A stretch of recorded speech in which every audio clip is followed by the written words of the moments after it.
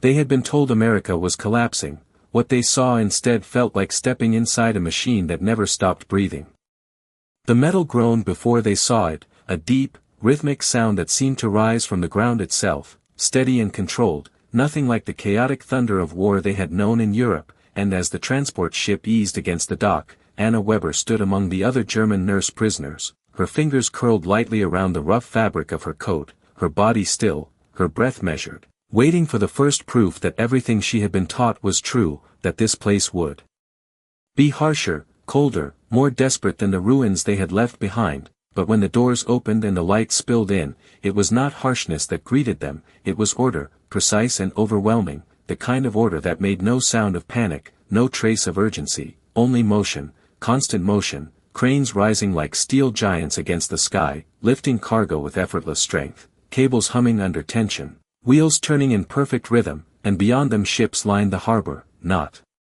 damaged, not abandoned, but active, alive, each one feeding into a system too large to understand at a glance. Anna stepped forward with the others, her boots meeting solid ground that did not tremble, did not crack, and for a moment she thought she had misheard everything back home, because nothing here resembled weakness, nothing suggested scarcity, the air itself felt different, carrying the scent of oil and salt and something else she could not name, something steady, something reliable, as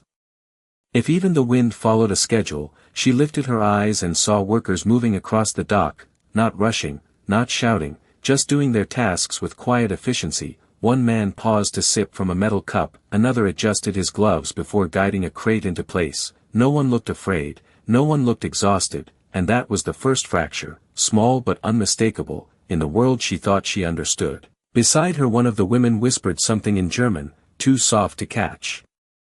And no one answered, because there was nothing to say. The evidence stood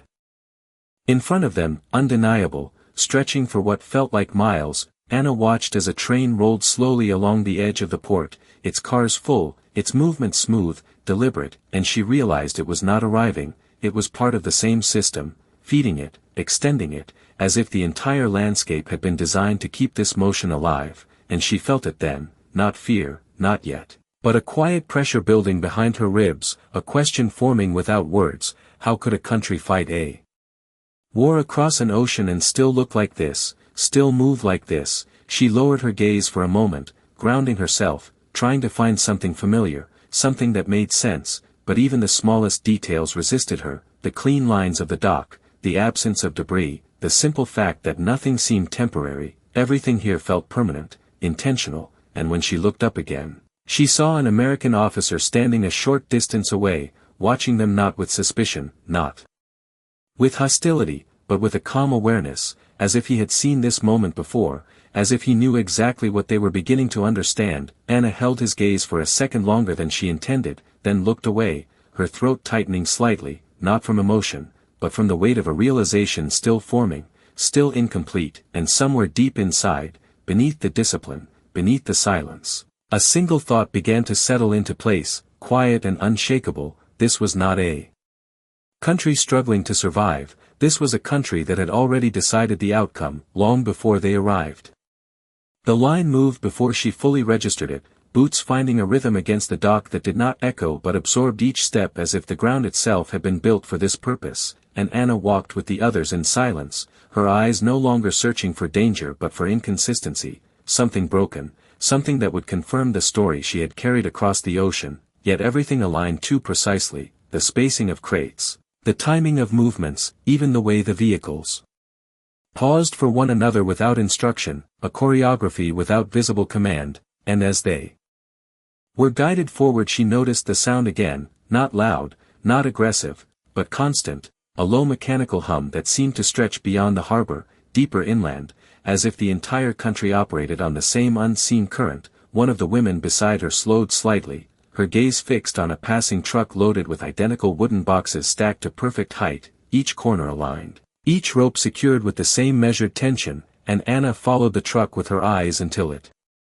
disappeared behind a row of buildings that stood clean and intact, their windows reflecting sunlight instead of smoke, and she realized she had not seen a single shattered wall since they arrived, not one, the absence itself becoming louder than anything present. They reached a checkpoint where a soldier stood with a clipboard, his uniform pressed, his posture relaxed but attentive. He glanced at each of them briefly, not with suspicion but with routine, marking something on the paper before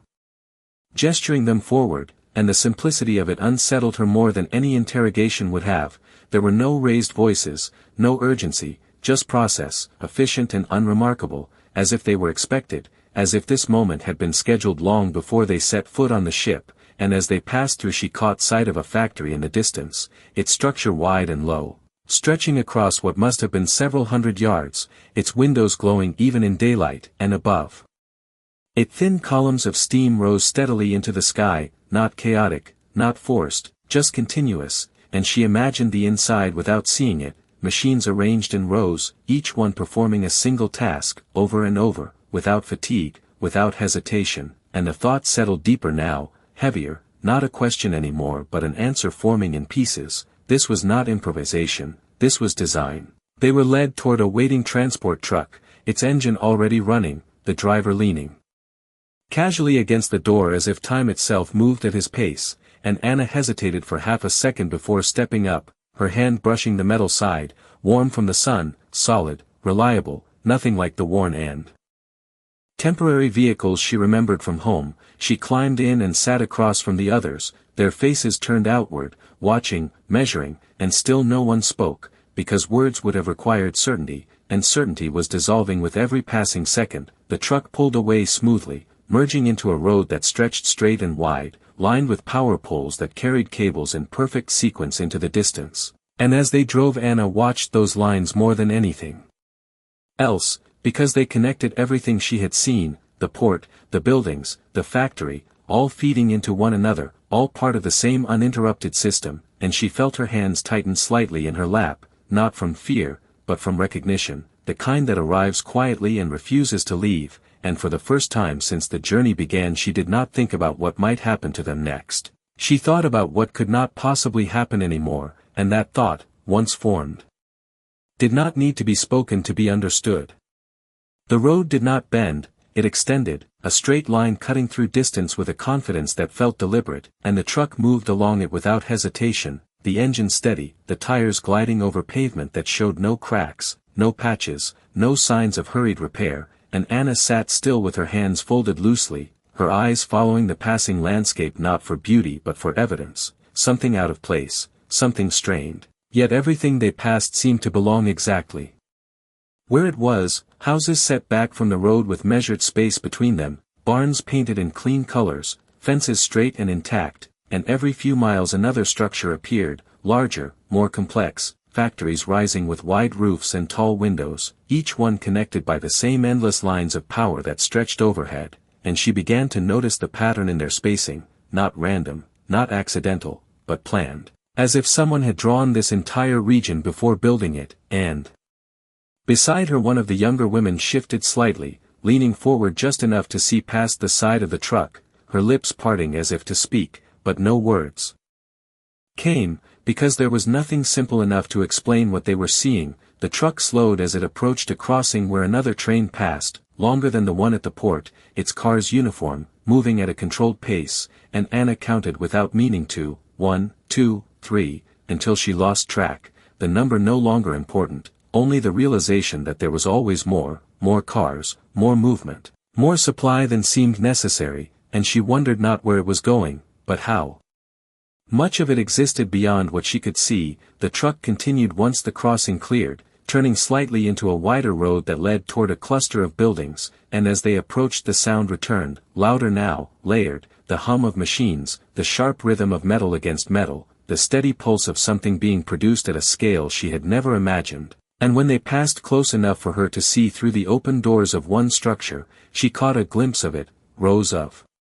machinery aligned with perfect spacing, belts moving in synchronized motion, workers stationed at intervals, each performing a single task with quiet precision, no wasted movement, no hesitation, and the scene lasted only seconds before it disappeared behind them, but it was enough, more than enough, because it confirmed what she had already begun to understand. This was not a moment of strength. This was a system built to sustain it, and as the truck pulled into a designated area and came to a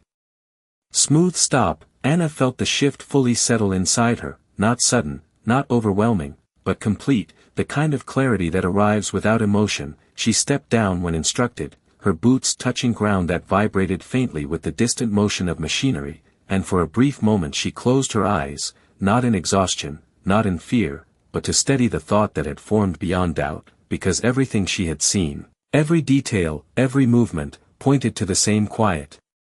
conclusion. And when she opened her eyes again, she did not look for what might happen next. She looked at the structures around her, at the cables stretching overhead, at the endless motion continuing without pause, and she understood that what she was standing inside was not just a place, it was an answer, one that had been building long before she arrived, one that did not need to declare itself, because it was already proven in every mile, every machine, every silent worker who moved without urgency because urgency was no longer required, and in that stillness, surrounded by motion that never stopped, Anna Weber finally recognized the difference between surviving a war and sustaining one. And she knew which side she had stepped into.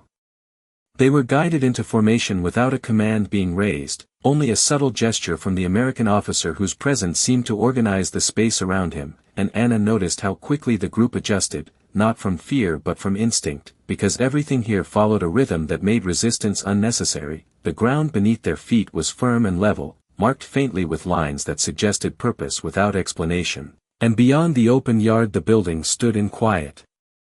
alignment, each one connected not just by structure but by function, as if every wall, every window, every door existed as part of something larger that did not need to announce itself. She lifted her gaze and saw the same officer again, closer now, his uniform neat, his posture relaxed but exact, and when he spoke his voice was measured, calm, carrying across the group without force. The words translated briefly by another soldier, simple instructions about where they would be processed, where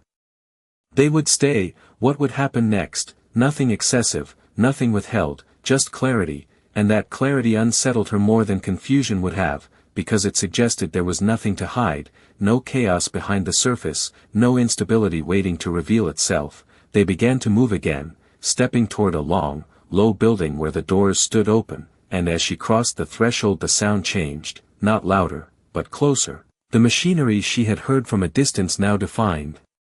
each movement distinct, each rhythm precise, and she felt it through the soles of her boots, a steady vibration that did not waver, did not stutter, just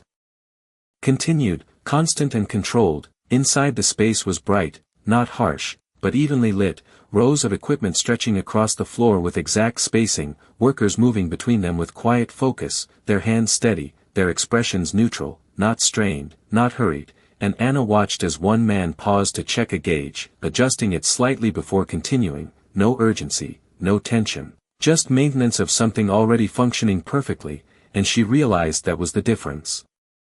This place did not react, it sustained. They were led along a marked path, separated from the working floor but close enough to see every detail, and no one turned to stare, no one stopped to observe them, because their presence did not interrupt the system. They were simply another element passing through it, and for the first time she felt something shift deeper than thought, not fear, not even disbelief, but a quiet displacement, as if the center of what she understood had moved without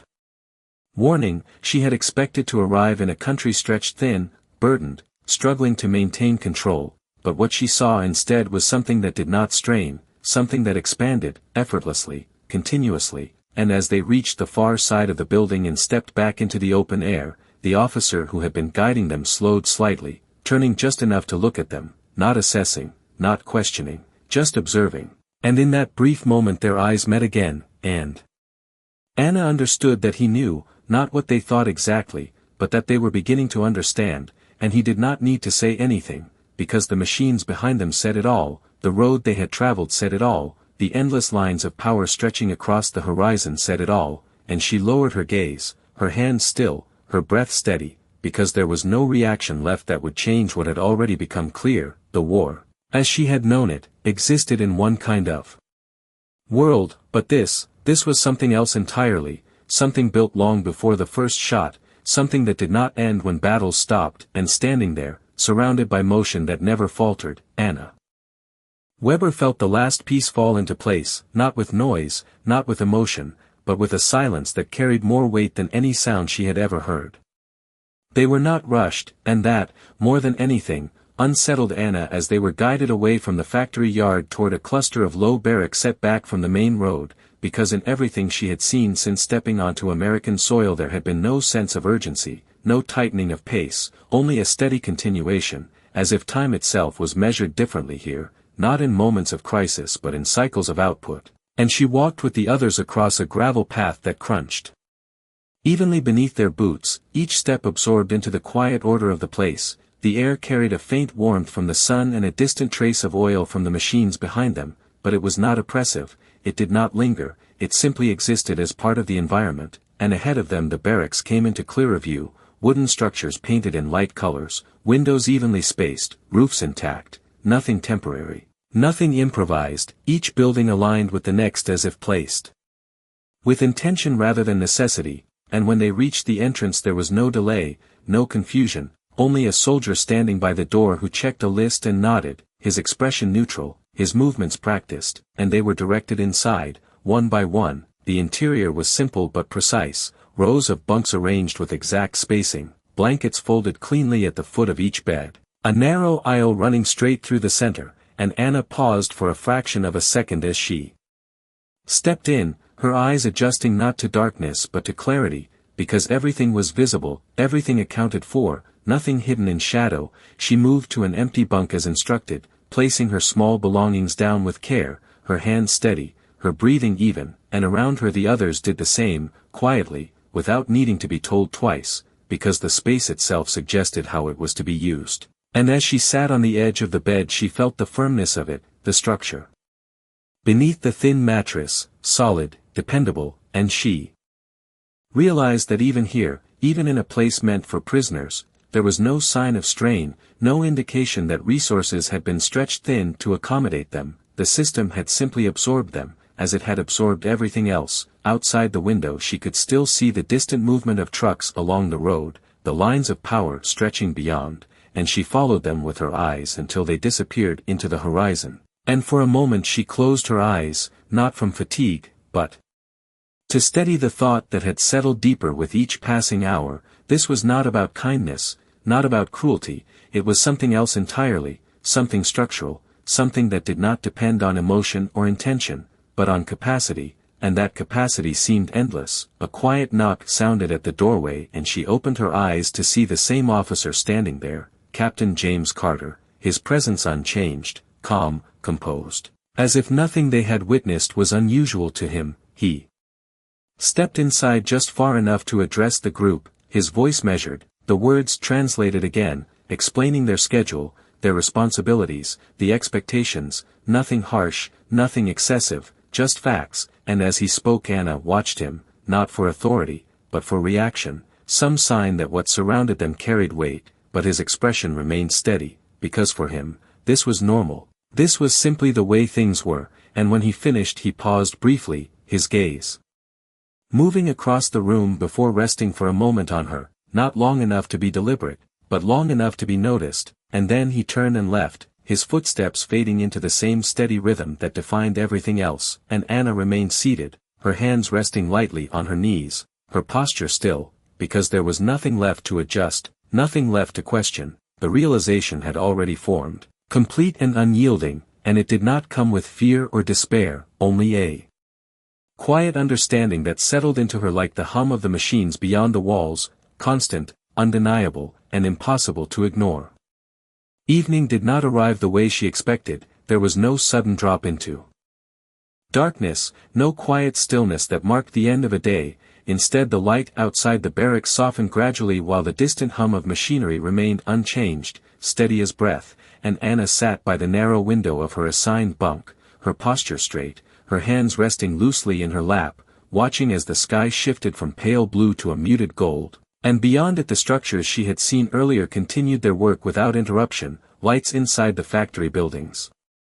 flickered on one by one, not as signals of urgency but as continuation, as if the day itself had simply extended into another form, and she followed that transition with quiet attention, because it confirmed what she had already begun to understand. This place did not depend on daylight, it did not slow, it adjusted. Beside her one of the women finally spoke, her voice low, uncertain, asking a question that had been forming in all of them. how could this exist while the war still continued, and...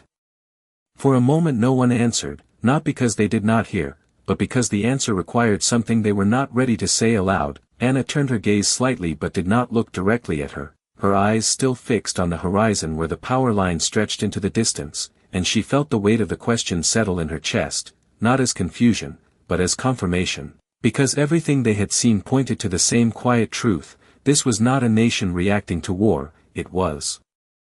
a nation operating beyond it. She inhaled slowly, the air inside the barracks clean, neutral, carrying no trace of strain, and when she spoke her voice was calm, almost detached, as if she were describing something already decided. She said, "They do not need the war to survive." The words were simple, but they shifted the space around them, and the woman beside her fell silent, her expression still, as if the thought had reached her fully formed, without resistance, and no one challenged it, no one argued, because the evidence was everywhere, in the steady lights, in the distant machines, in the absence of urgency that surrounded them. Outside, a truck passed along the road, its movement smooth, its path uninterrupted, and Anna watched it until it disappeared, her eyes tracing the line it followed, straight and unbroken, and she realized that even the roads here seemed to carry intention, not just direction but purpose, connecting places in ways that removed uncertainty, that removed delay, and that realization settled deeper now, not as a shock, but as a quiet certainty that reshaped everything she had believed before. She leaned back slightly against the wall, the wood solid behind her, and closed her eyes for a brief moment, not to rest, but to hold on to the clarity that had formed, because it did not come with noise or force. It arrived in silence, in observation, in the accumulation of details that could no longer be ignored. And when she opened her eyes again, the room around her remained unchanged, the other women seated or lying quietly, each lost in their own thoughts, each processing what they had seen in their own way. But the atmosphere had shifted, not outwardly, not visibly, but beneath it, a shared understanding moving through the space without words. And Anna remained still, her breathing steady, her gaze calm, because there was nothing left to question, nothing left to reconcile, only the quiet acceptance of something far larger than any single moment. And outside, the machines continued, their rhythm unbroken, carrying on into the night as if the concept of stopping had never existed at all.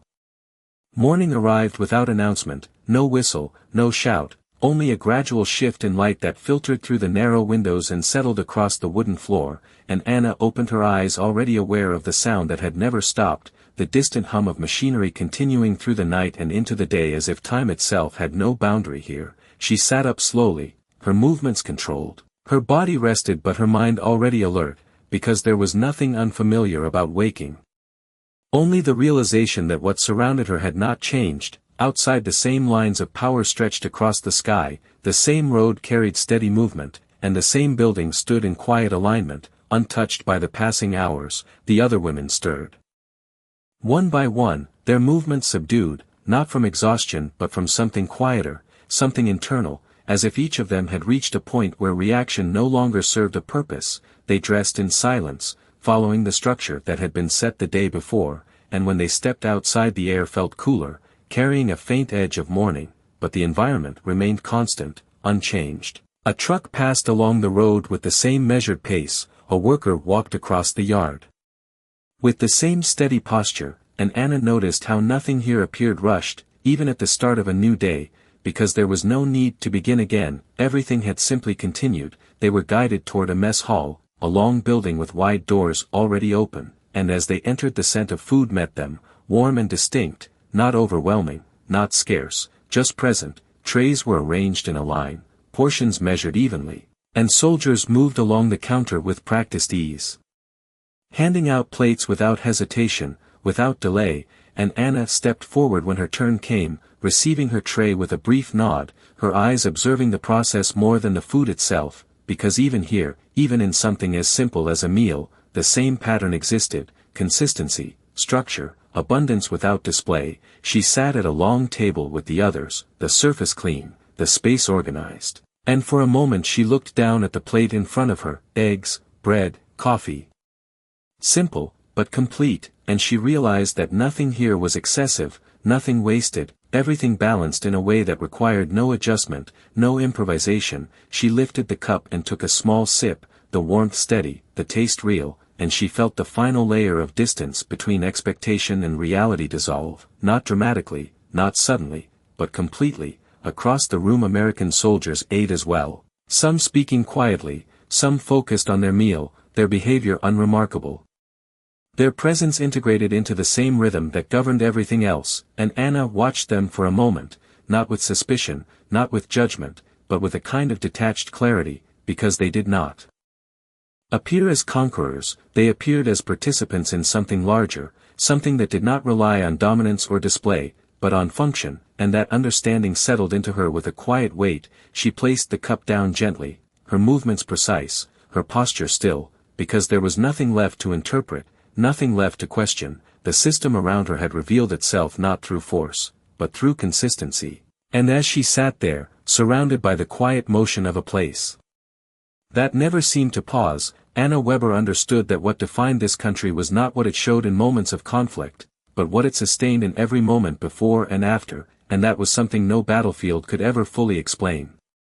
The work assignment came without build-up, no dramatic announcement, only a list read calmly by a clerk whose voice carried just enough to be understood, and Anna listened as her name was called among a small group designated for light industrial support, the words translated briefly, efficiently, and she stepped forward with the others, her movement precise, her expression unchanged. Because there was no uncertainty left about what this place expected, they were guided along a marked path that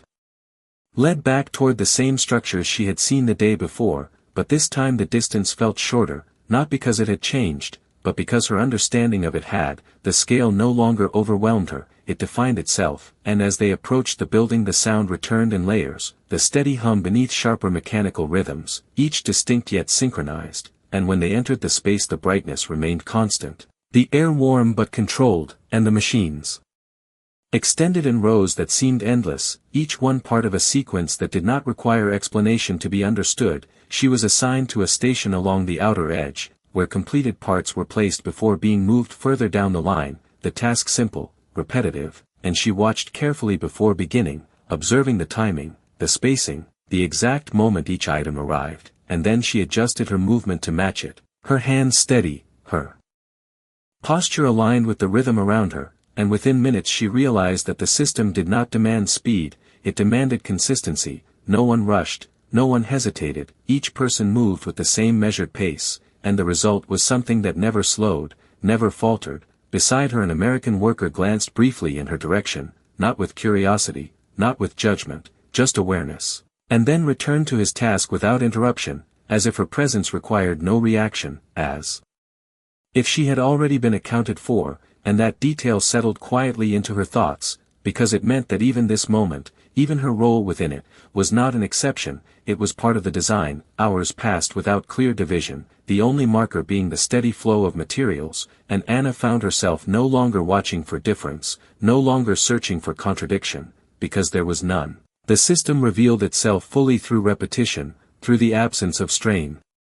And at one point she paused for a fraction of a second, her hand hovering above the next piece, not from confusion, but from recognition, the kind that arrives without emotion, and she looked down the length of the production line, following it as far as her eyes could reach, and beyond that she imagined it continuing, connecting to another line, another building, another process, all feeding into something far larger than any single place, and she understood then that what she was seeing was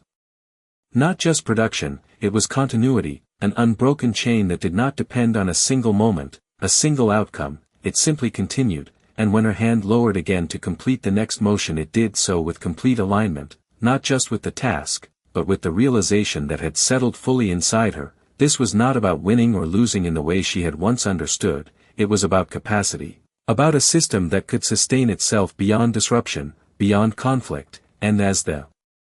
machines continued their steady rhythm around her, Anna Weber felt the last trace of resistance disappear, replaced by something quieter, something final, a clarity that required no words, because everything she needed to understand was already in motion, right in front of her. The shift ended the same way it had begun, without announcement, without a clear line dividing effort from rest, only a gradual slowing at the edges of motion while the core continued unchanged, and Anna stepped back from her station when instructed, her hands still, her posture composed, as if she had always belonged to the rhythm she was now leaving behind. She walked with the others toward the exit, their steps measured, their silence unbroken, and as they crossed the threshold the air outside felt different, not because it had changed, but because she had. The sound of the machines remained behind them, steady, constant, continuing without pause, and she realized that her absence from it made no difference at all. The system did not depend on any one person, it absorbed, it continued, it sustained itself, and that understanding settled deeper than anything she had felt before. They moved along the same path back toward the barracks, the gravel steady beneath their boots, the power lines stretching overhead, the trucks passing at intervals that felt precise but unforced, and Anna lifted her eyes to follow those lines once more, tracing them into the distance until they disappeared beyond what she could see, and for a moment she stood still, not stopping the line, not interrupting the flow, just existing within it, and she understood that what she had witnessed over these hours, these movements, these quiet patterns, was not a display of strength, it was something quieter, something more permanent, a structure that did not need to prove itself because it already functioned at a level beyond doubt. Inside the barracks the others settled into their spaces with the same calm they had shown all day. No one spoke immediately, because words would have reduced what they now understood into something smaller, something less precise, and Anna sat on the edge of her bunk once more, her hands resting lightly, her gaze steady, and she allowed the silence to remain. Because it carried more truth than anything she could say. Outside the light began to shift again, the sky moving slowly toward evening, and the distant glow of the factory lights returned, blending into the horizon as naturally as the setting sun, and she watched that transition without movement, without reaction, because it no longer surprised her, it confirmed everything, and in that confirmation there was no fear, no anger, only clarity, the kind that removes uncertainty without replacing it with anything else. And she realized then that the war she had known, the one defined by fronts and outcomes and moments of